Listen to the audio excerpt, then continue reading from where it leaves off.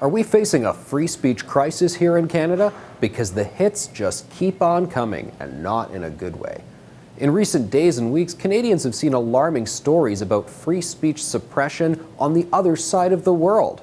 Stories like the suppression of the Tiananmen Square massacre.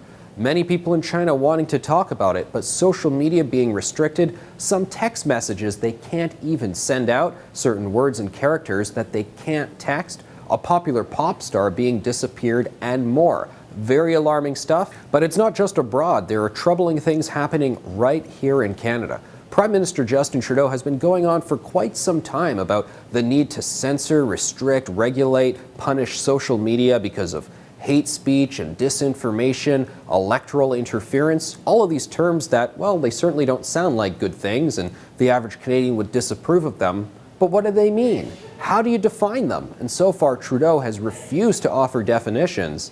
He's only offered his insistence that something be done. This has left a lot of Canadians concerned that their social media is going to be restricted based on the political whims of the day. But that's not all. There's a whole bunch of other concerning examples floating around there. Just the other day, Toronto Sun columnist Ann Levy was attending a public event that hundreds of local people attended to ask questions about a healing lodge being erected in their community. Levy was simply asking basic questions about who would be housed in this facility, questions that many of the people in attendance were asking and they weren't getting answers to. What happened was she was asked to leave and escorted out by 4 armed police officers. A journalist in Canada being taken out of a public event for asking basic questions. But that's not all. Increasingly, journalists are filing access to information requests, and they are coming back blank and redacted more than ever.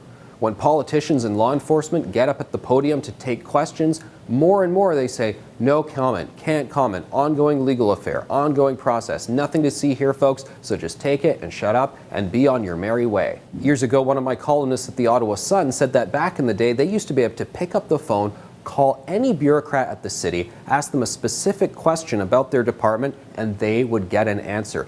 Good luck doing that now. You call a bureaucrat, you get a PR person calling you back and chewing you out for doing it. So when we see headlines about these things happening in China, it's bad that they're happening there, and we shouldn't accept it, and we should stand beside the people asking for free speech in their country.